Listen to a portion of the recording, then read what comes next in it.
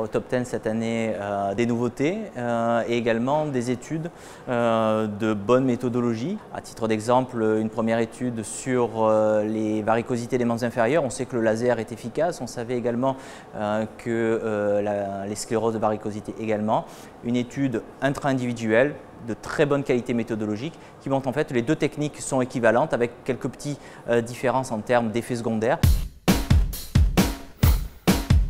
Il y a une étude très bien faite qui s'est intéressée à ce qu'on appelle les home devices, qui sont en fait des sortes de diodes qu'on utilise à domicile pour l'épilation par exemple.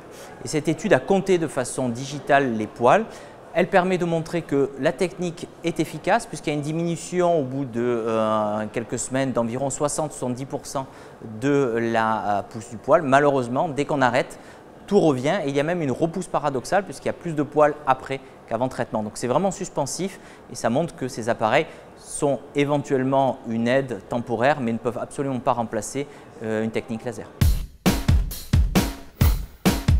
La cryolipolyse qui est utilisée pour diminuer certains amas graisseux, les auteurs se sont en fait intéressés à un effet secondaire de cette cryolipolyse. Parfois les patients ressentent une hypoesthésie et ils ont évalué cette hypoesthésie et ils ont montré clairement chez des sujets sains avec des stimulus de la douleur thermique, mécanique mais aussi le prurite et ils ont montré qu'après cryolipolyse, on avait une diminution significative qui durait plus d'un mois de la sensation de la douleur thermique et de la douleur mécanique, mais pas du tout au niveau du prurite.